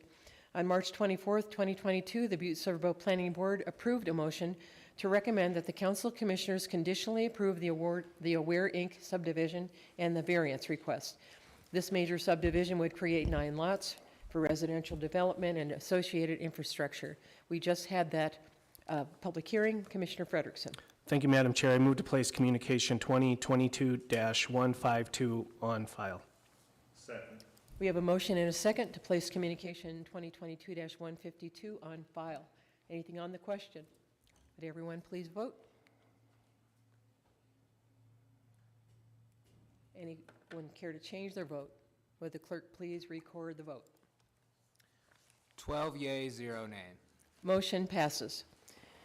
Item 8 is communication 2022-153. Sean Frederiksen, Commissioner District 1, and Eric Menkins, Commissioner number 9, requesting Chief Executive Gallagher to coordinate a presentation on the street maintenance fee for April 27, 2022 to discuss assessing the fee per tax parcel or per unit. We will move that, postponing it to May 18th, 2022. So we'll hold that in advance. Any questions on that one? Okay. Item 9, communication 2022-158. Karen Burns, Community Development Director, requesting Council of Commissioners authorization for time on the April 20th, 22 regular Council of Commissioners meeting agenda to conduct a presentation on the Uptown Master Plan. We had that presentation last week. Commissioner Frederiksen. Thank you, Madam Chair. I move to place communication 2022-158 on file. Second. We have a motion and a second to place communication 2022-158 on file. Would everyone please vote?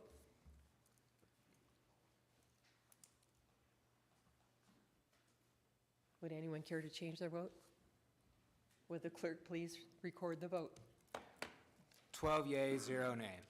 Motion passes. Item 10, communication 2022-162. Mark Neary, Public Works Director, requesting Council of Commissioners authorization to schedule a bid opening for April 27, 2022 for chip sealing roads throughout Butte for the 2022 construction season. We did have that bid opening this evening. Commissioner Frederiksen. Thank you, Madam Chair. I move to place communication number 2022-162 on file. Second. We have a motion and a second to place communication 2022-162 on file. Anything on the question? Would everyone please vote? Would anyone care to change their vote? Would the clerk please record the vote? 12 yea, 0 nay. Motion passes. Item 11, communication number 2022-163. Mark Neary, Public Works Director, requesting Council of Commissioners authorization to schedule a bid opening for April 27, 2022 for mill fill roads throughout Butte for the 2022 construction season. We just had that bid opening this evening. Commissioner Frederiksen. Thank you, Madam Chair. I move to place communication number 2022-163 on file. Second. We have a motion and a second to place communication 2022-163 on file. Is there anything on the question? Would everyone please vote? Anyone care to change their vote?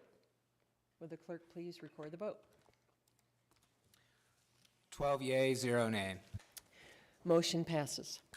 Item 12, communication number 2022-172. Eileen Joyce, County Attorney, requesting Council of Commissioners authorization for Chief Executive Gallagher to sign a Memorandum of Understanding, MOU, between the City County of Butte-Silverbow and the Butte Rescue Mission. The MOU contemplates the City County purchasing the property located at 123-125 East Park Street from the Butte Rescue Mission, which shares a common wall with the property located at 135 East Park Street, which is owned by the City County. As you know, we held this in advance. Now this is the 4th week that we've done so. Before I open it up for questions, I just want to refresh everybody's mind that the actual request here is simply either to deny, to approve, or to hold it in abeyance. There's really no other thing that we can do. We found that out a couple weeks ago, that we can't change the MOU itself. So just keeping that in mind so that we all remember that that's the gist of this. It's just simply asking us to authorize the chief executive to sign an MOU. So I'll open it up to questions from council. Commissioner Fischer. Thank you, Madam Chair. We've heard a lot of discussion on this communication, and I think just to refresh everybody, if I could, I would like to call on Planning Director Dylan Pipinich to clarify some of the things that have been said, and maybe follow up by some issues the county attorney might be able to address, and if the chief executive would like to weigh in, that would be fine. Thank you. Okay.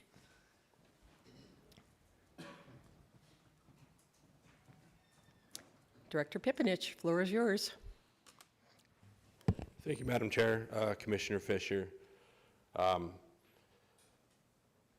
You know, I think it's important just for the council to know the outcomes of the decision that you make tonight, whether you approve or deny or hold in abeyance. As I kind of stated last time, everybody has their role in this, and with the dangerous building ordinance and all ordinances in general. And the planning department's role is to administer ordinances consistently and fairly across the board to everybody. That includes the determination of a dangerous building by the building official. That's their decision if the building is dangerous,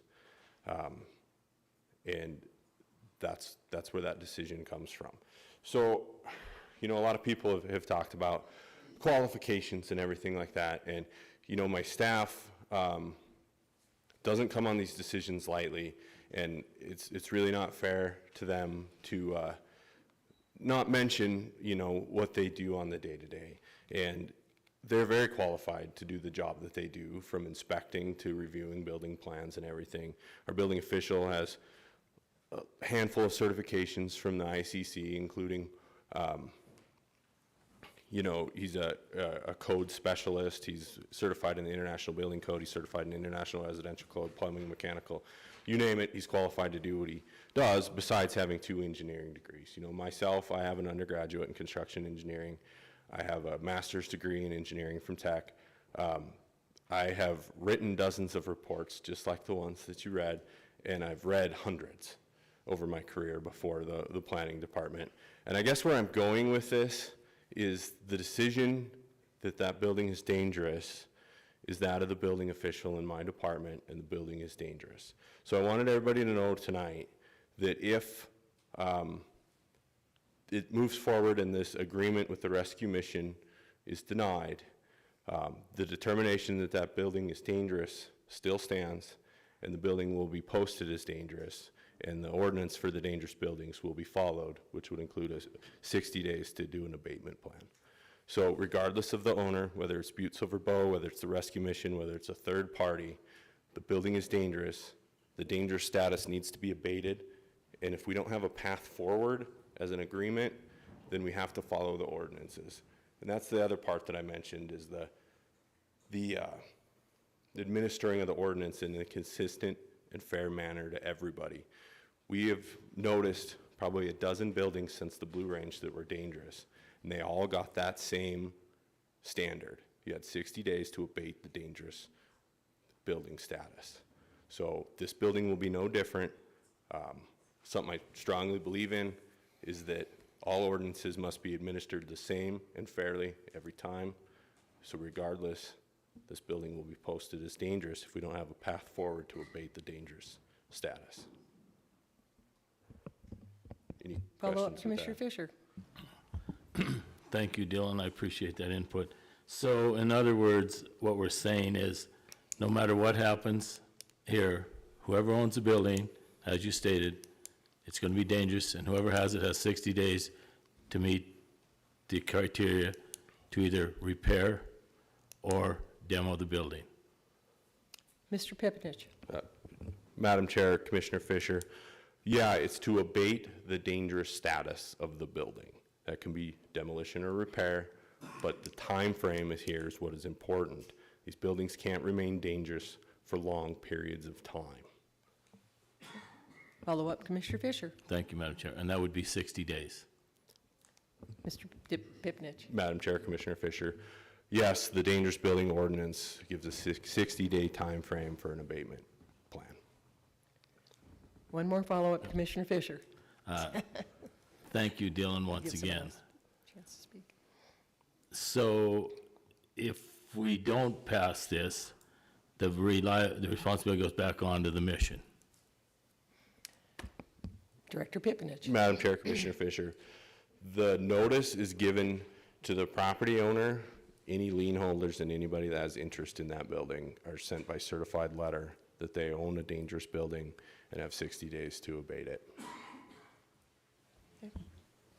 Any further questions? Any other commissioners? Commissioner Anderson, then Commissioner Callahan. Thank you very much, Chairman Shaw. I have a few questions, so bear with me, just kind of a timeline on this. So we had a communication that was presented before council a few years ago to demolish 135, correct? Director Pipinich. Madam Chair, Commissioner Anderson, yes. And then when we were in the process of demo that building is when the one wall was noticed that was failing. Did we have anything to do with that wall being damaged? Director Pipinich. Madam Chair, Commissioner Anderson, is my understanding that there was a few bricks that got misplaced during the demolition of 135 on that shared wall, and then it was stopped at that time. Public Works, to my knowledge, did not create any more structural damage to that wall, and that has nothing to do with the danger status of 123, 125. Okay. Other questions? Thank you. Thank you. Commissioner Callahan. Thank you, Dylan. Thank you, Madam Chair. I just want to have you clarify what abate means. I think in the past you've explained to me, and maybe I misunderstood you, they've got 60 days to show that they're moving forward to get the damage taken care of. It doesn't mean that they have to have it done in 60 days. Is that true? Director Pipinich. Madam Chair, Commissioner Callahan. So the definition of abate is to rid the building of its dangerous status. It could be repair. In some instances, it can be just vacate, and it can also mean demolition. So yes, it's 60 days to come up with an abatement plan, but it has to relieve the dangerous status. Commissioner Callahan, follow up. I just want to add to that because back when we had the discussion some months ago, you told us that you take into consideration, it's hard to get a contractor, everybody's busy, and materials is an issue also, so. Thank you. Yep. Commissioner Reardon, and then Commissioner Fisher, if you'd like to continue. Thank you, Madam Chair. We've had numerous discussions about this, and I'm not going to take much time. I still believe that we have to have a better policy when dealing with these buildings. Can we save them all? No, I agree. But I think that you would agree with me that there have been some saved that need much more work than these buildings that are existing right now. The policy, I think, is basically questionable all the way through the process. We just had a great question by Dan Callahan, Commissioner Callahan. You know, we're looking at 60 days. Some guy comes in, the thrift store people come up and say, hey, you know, the Pope left us a couple $100,000 or something like that. We're going to redo these buildings. You know, there's no consistency in these policies or ordinances. And I know you disagree with me, but you know, I've only been around for about 1.5 years on the council and all that. And there seems that every time one of these buildings comes up, there's a different way to go. And the back door out is condemning these buildings as not inhabitable. And the one that I've been closely following is the one over on Montana Street. That one was condemned and should have went down and all that. And that's that place where that bar is on Montana Street. So I think that with this policy going on and all that, I think everybody should know the policy. And when I come on board, the policy is that these buildings were ran through the Historic Preservation Committee, and there was a bid sheet out there to the public knowing that these buildings were in danger. And basically, I think that this situation didn't even appear with the Historic Preservation Committee. So then we come through with the condemning the building and all that, which affects the people that were in this building and all that. And people have shown interest in preserving these buildings and possibly offering these buildings to other people. So they come in and buy this building and they have 60 days to do the work or a plan. That's just it. What's the plan? We got to have a plan. If this guy comes up with 60 days and says, hey, I can't get nobody to take off on it and all that, what is the plan? Thank you. Director Pipinich, would you care to answer that? Yeah, Madam Chair, Commissioner Reardon. So like I said, it is our job to administer the ordinances, and they have been administered consistently. There are different outcomes allowed by the ordinances because every situation is different. Not every outcome is going to be the same. One thing that you need to keep in mind is that the process dictates the outcome. Your desired outcome does not dictate the process. The process is the process. I would be more than happy to give a presentation on how the dangerous building ordinance works. That unfortunately isn't what it's a question tonight, right. But at a later date, I would love to stand up here and go line by line with the dangerous building ordinance and how we've used it on dozens of buildings that have been fixed and how demolition has come out of the back end of this ordinance in several different times. I do respectfully disagree with you thinking that the process is broken. It does, unfortunately, have some outcomes that aren't desirable for everybody, myself included. The buildings that you mentioned that may or may not have been in worse shape than this building, my office has been a part of the restoration of every one of those buildings. You know, my team sits in meetings with architects and engineers, and we've had more hand in the O'Rourke than most people even realize, and most of the buildings that have been mentioned, including the Exerdance building, I just want to say, you know, for everybody to know that my staff played a significant part, and so did every other Butte-Silver department, you know, that's under scrutiny tonight, that they work really hard to save these buildings. But when it comes down to it, and I think the part of the process that people don't like is the safety exclusion.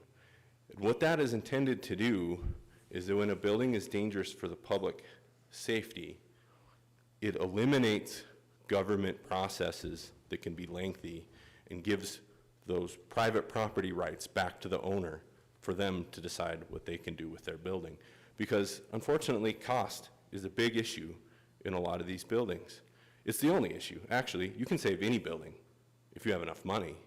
But if you don't have the money at hand right now, we can't wait years for somebody to come along and save these buildings while they're getting worse and worse and worse, while they're a public safety. So that's what the public safety exclusion does, is takes the historic preservation side out of it because it can be a lengthy process for property owners and gives the rights back to them to decide what they want to do with their building.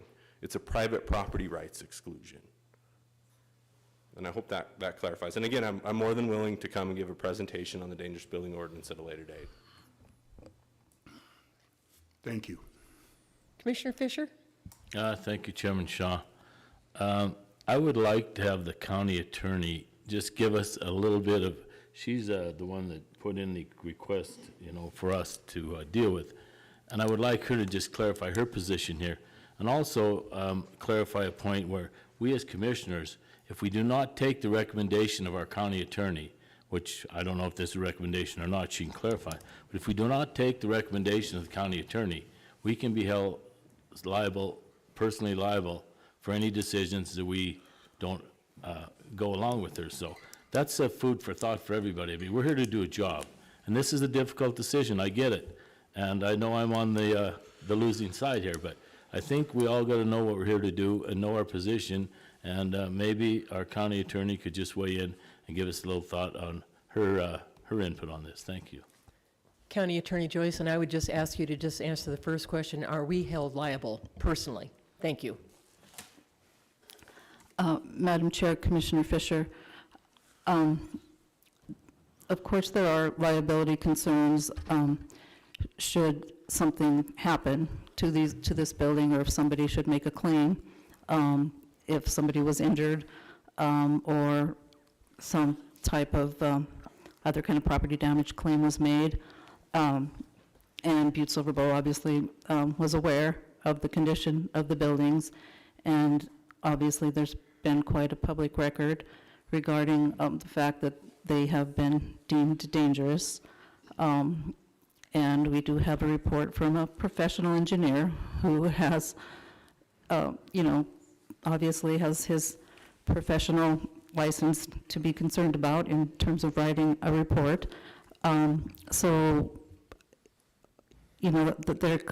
There's always a ability for somebody who makes a claim to name people individually. So it could happen that the council could be named individually if the circumstances was such that something happened and there hadn't been any action taken and some kind of personal property or personal injury claim was made. Whether or not that would happen, is just speculation. Commissioner Callahan. Thank you, Madam Chair.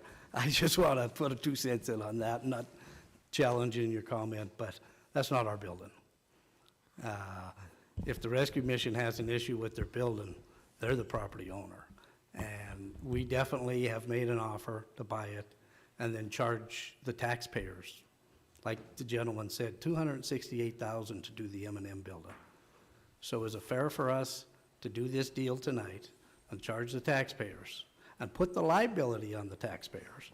Because if something happens, once we make this agreement tonight, from that point on, anything that happens, it's our building, I believe.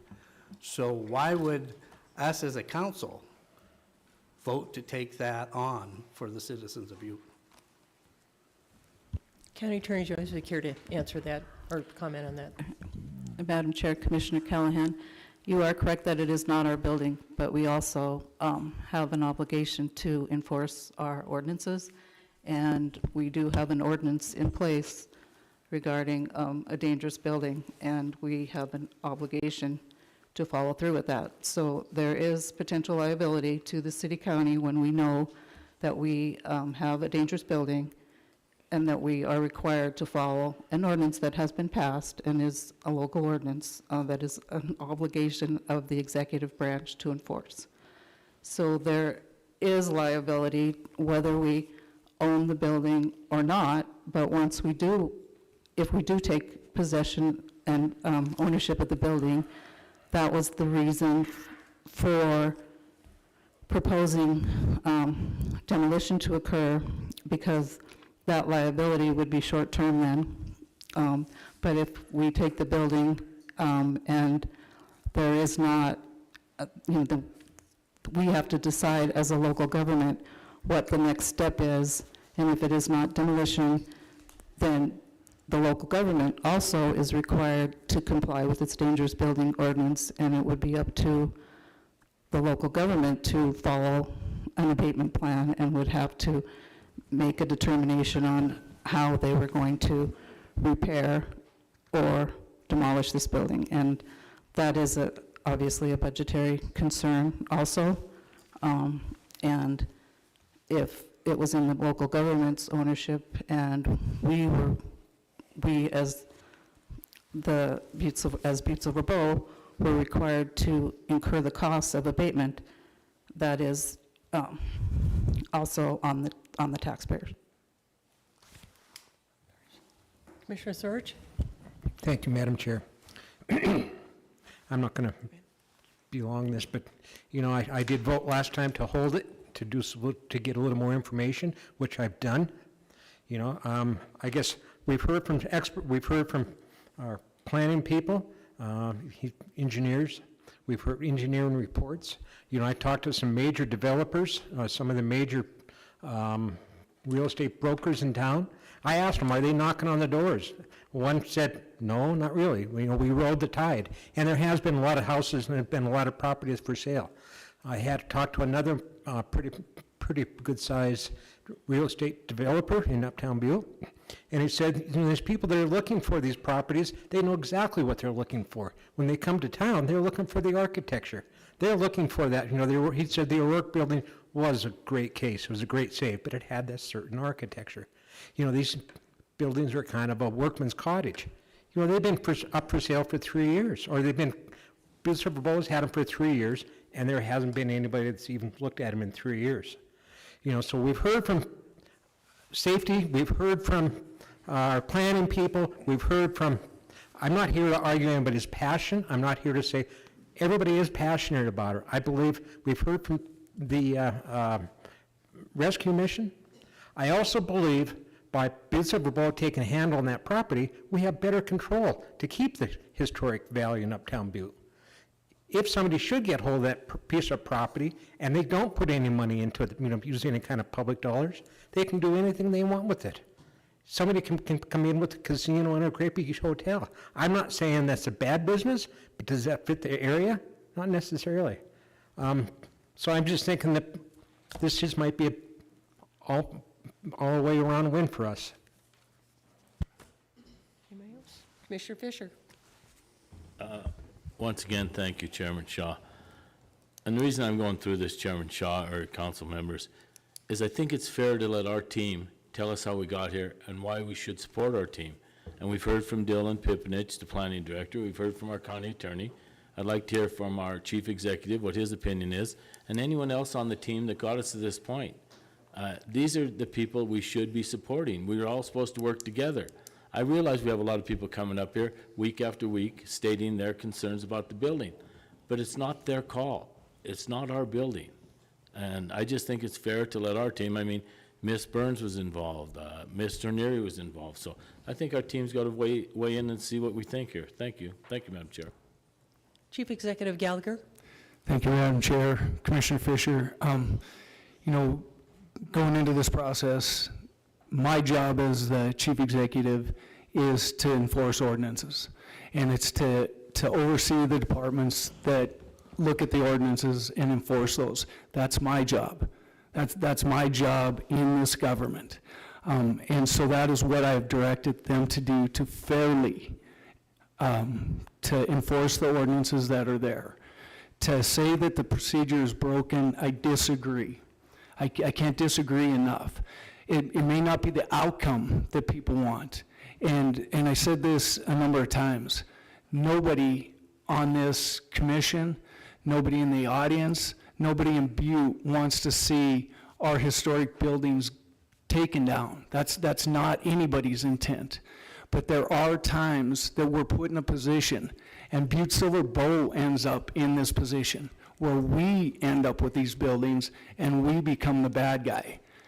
I don't get a bonus check by taking down historic buildings. That doesn't happen. So when people sit here and imply that these department heads that are working diligently to enforce our ordinances that were established by the legislative branch, and then come back and say it's broken and you're not doing it right, but then we can't answer the question what's broken, because it's not broken. It may not be the outcome that we have here, but as the chief executive, I trust in the leaders in my departments to enforce the ordinances that are on the books. Thank you, Madam Chair. Thank you. Commissioner Anderson? Thank you very much, Chairwoman Shaw. A moment ago, we were talking about liability, so I'll bring forward a liability question, and then following ordinances was brought forward, so I have a couple questions about that also, if you'll indulge me. First off, liability. If we were in the process of doing work and we damaged a structure, would we not be liable for that structure? County Attorney Joyce? Possibly. Madam Chair, Commissioner Anderson, yes, we could be liable if we were negligent.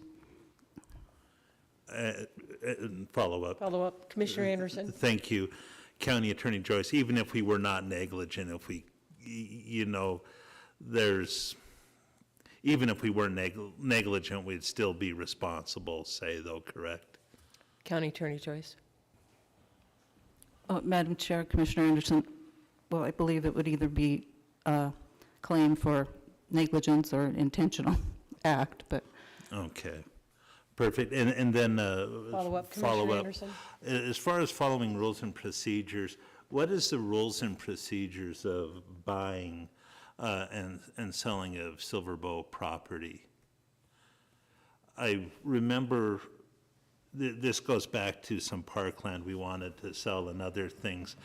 I know that somebody wanted to buy some land, and we had to do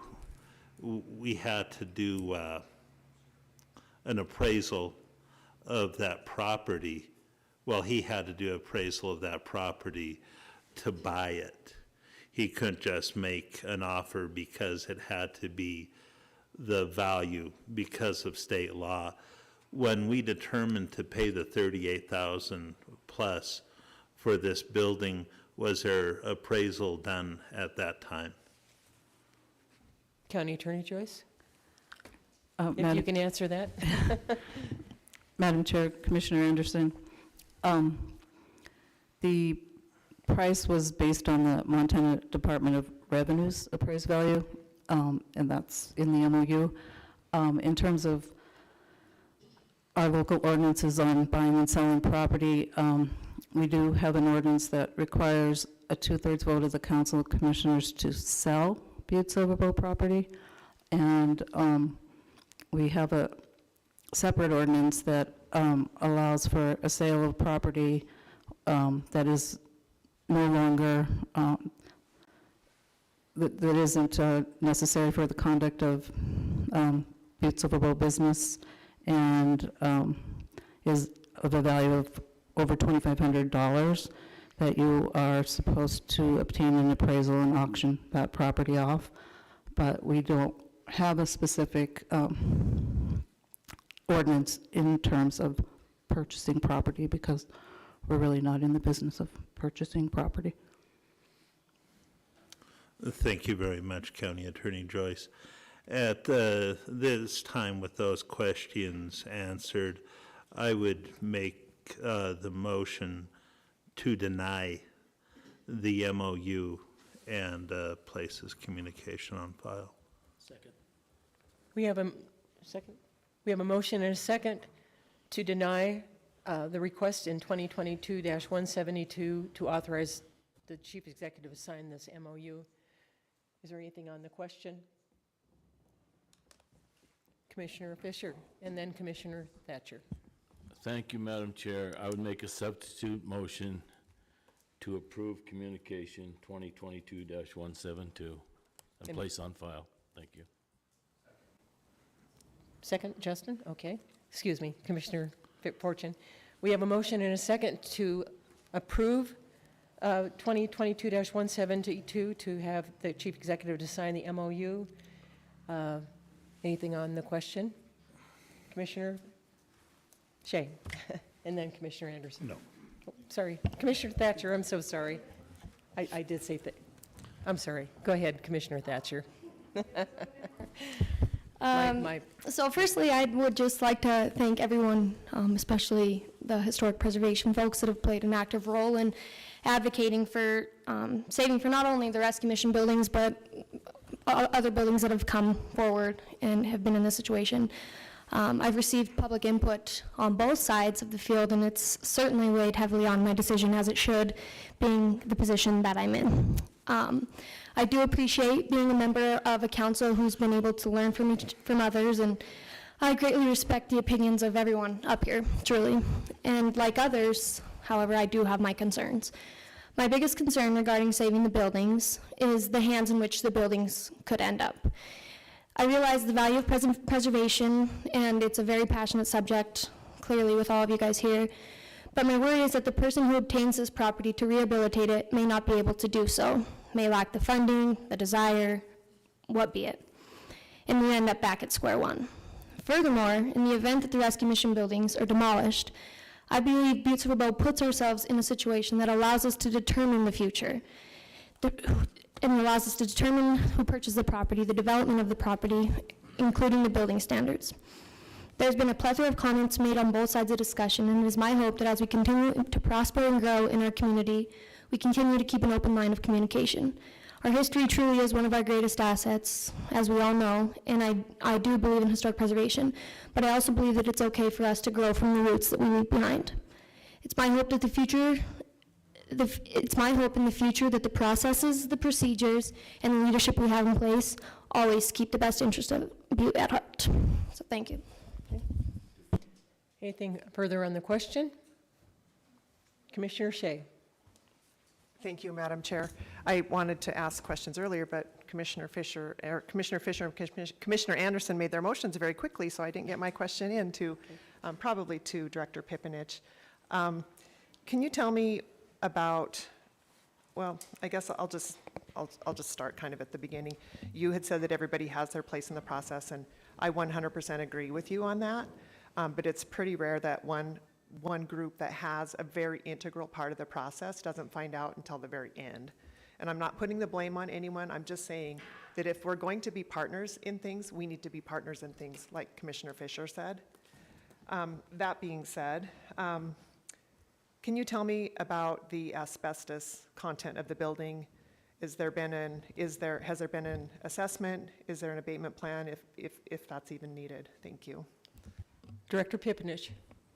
Madam Chair, Commissioner Shea, I do not know at this time. I do know that if we demolish the buildings, we would need to follow the same protocol through DEQ that anybody else that demolishes the building does, and that includes an asbestos inspection. And if there is asbestos, it would need to go to the right place at the landfill, and an abatement plan would be required.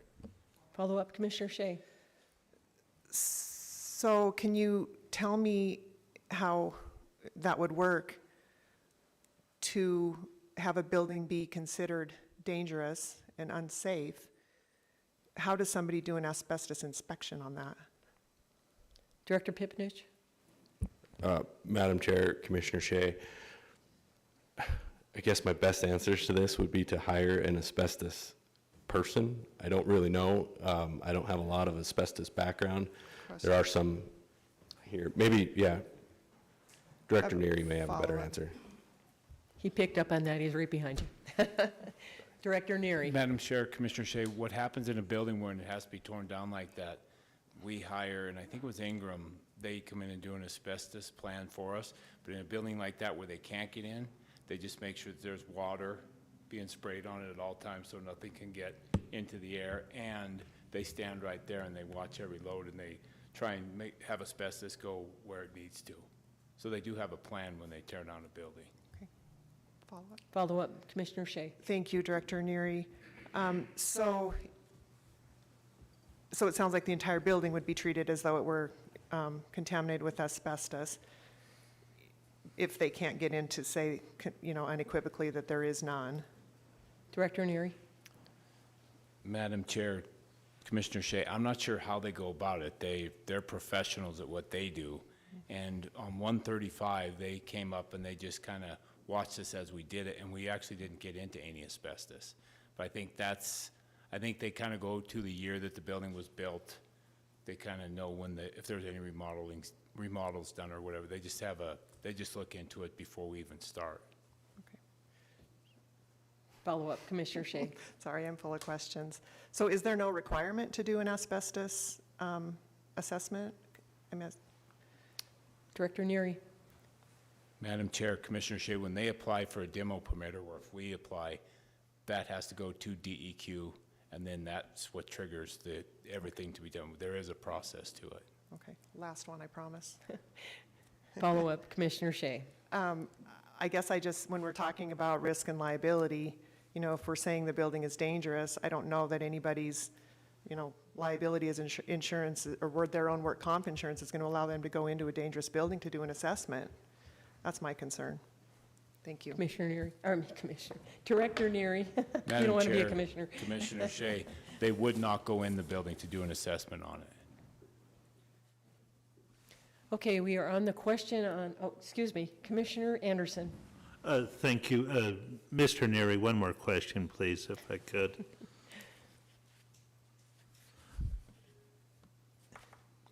Thank you very much, Chairman Shaw. Thank you very much, Mr. Neary, for the information.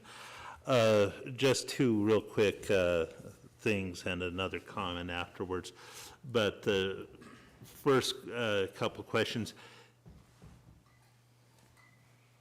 let me think and get the wording right. The Butte-Silver employees are the one who are doing the demolition of these buildings if all goes through, correct? Director Neary. Madam Chair, Commissioner Anderson, yes. Thank you very much. Follow up. I think my main concern with this would be dealing with a lot of the health issues I have dealt with over the last few years, especially with lungs and radiation and other things, and just thinking of a safe work environment. Without these buildings being properly tested and gone through for asbestos, is that really, you know, I just worry about the health of our employees doing that. I think that's kind of where Commissioner Shea was coming from, also worrying about the staff members who are doing that work. So are we doing all the proper procedures and protocol for them as far as hazmat with the Tyvek and the breathing apparatus, et cetera, for asbestos removal and everything? Director Neary. Madam Chair, Commissioner Anderson, we do have a handful of employees that are asbestos certified. We send them to training. I believe it's every 2 years. But on a project like this, they would just recommend keeping it wet so nothing ever gets airborne. That's how we protect our people. Thank you. Commissioner Sorge. Thank you, Madam Chair. You know, it's got me thinking, and this is a question for Mr. Pipinich. I don't know if you had an answer or not. Dylan, so if somebody were to get that building to renovate it, would they have to have and to be able to not get in there, would they have to have an asbestos plan for renovation to protect the public? Director Pipinich. Madam Chair, Commissioner Sorich, you know, at that point, if it's privately owned, that's their risk, I believe. You know, if it was somebody other than Butte-Silver was going to repair that building, again, it would follow the dangerous building ordinance. They need to be in all building codes, and they'd have 60 days to come up with an abatement plan that has a time frame in it. That's really the extent of our ordinance. Asbestos really isn't you know, established in that. Okay, thank you. Yeah. Okay, this Commissioner Shea, go ahead. I'm just really curious about this asbestos thing. So my understanding is that if the building is demolished, it will go in our landfill, correct? Director Pipinich. Commissioner Shaw, Commissioner Shea. Yes, and I'd just like to note that there are buildings all over the world that are dangerous that you can't go in, that get demolished, that have asbestos. The procedure is pretty laid out. I personally don't know it. I'm not an asbestos guru, but they are there. And I would also like to note that 135, that is ours, is built around the same time. We own it. We have that liability now, and there is just as much of a chance for asbestos in that as there is in the rescue mission building. Follow up, Commissioner Shea. Oh, yes, and it does go to our landfill, sorry. Okay, so thank you for that answer. I'm asking because I understand that it's more expensive for us to dispose of things that are asbestos contaminated. That's why I'm asking, and the money that's being spent is not mine or yours, it's everybody's. And so I have an obligation to ask the questions. And I would just like to say that as far as, it just piqued my thought, and I already know what the answer to this is, but, you know, we're saying that we've heard from everybody on the team. We've not heard from the person with the authority granted in the ordinance, which is the building official. We heard from you, which I enjoy, and I appreciate and I respect. But the building official is the person with the actual authority, and we have not heard from him. Can I respond Director to that? Pipinich, Madam go Chair, for it. Commissioner Shea, I would just like to say that the reason for that is the way that I run my department is, especially when there's a decision at this level that is this important, that I ingrain myself into it 100%. And I believe that it is a director's responsibility to stand up for staff when it gets to this level. I think everybody is aware that there's a lot of scrutiny in this room and at this council at this level, and I believe that is my job to answer to that, and that is how I choose to run my department. Thank you. Okay, we are still on the question. This is our substitute motion from Commissioner Fischer. Oops, oh boy. I just have one more comment. Commissioner because- Anderson, all right, don't make Thank me you very repeat that much. again now. Last one, I promise, and I'll shut up. I absolutely promise. I just want to correct Commissioner Shea because she's very much wrong in her last statement, and I appreciate all the work and effort you put into this, but you said the one person we haven't heard of, part of the team, but there's another one. I don't think we've heard anything from the Historic Preservation Officer that we just hired either.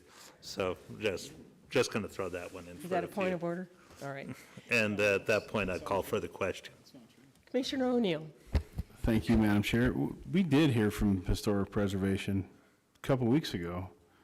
Who was up here? She was up here. Who was a part of the Historic Preservation? That was her old one. No, who else? Well, it doesn't matter. Anyway, we regard that. I mean, my point on that is, what does that have to do with that part, right? I mean, disregard that, but I mean. Well, if they want to have all of the. Thank you, talk. Commissioner O'Neill. Okay. Are we good? All right. Yes, I will explain. All right. So we are on the substitute motion. The original motion made by Commissioner Anderson will wait until we vote on the substitute motion. And that motion is to approve the MOU, is that correct? And to place it on file. That's all we're here to do, is do one or the other. So if you're voting yay, yes, then you're voting to approve it. And if you don't want to approve it, then you vote nay, just so you all know. I don't want to hear anybody say they want to change their vote. All right. So would everyone please vote?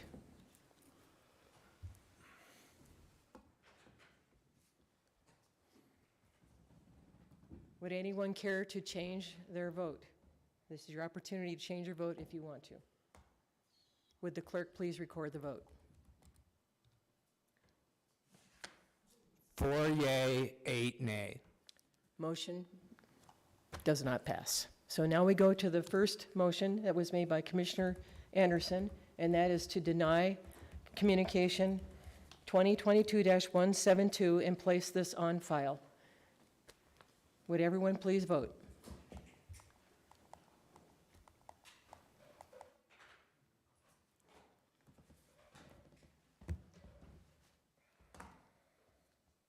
Would anyone care to change their vote? Would the clerk please record the vote?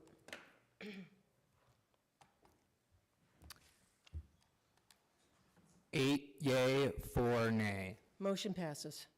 Thank you, everyone, for your comments. Appreciate everyone's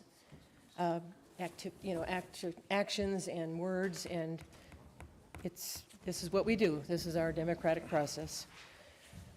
Okay, moving along to item 13, Communication 2022-178. Bob Lazary, Parks and Recs Director, requesting Council Commissioners authorization for time on the May 11th, 2022 Committee of the Whole Council of Commissioners meeting agenda to provide an informational presentation regarding the progress of the Parks and Recreation Master Plan.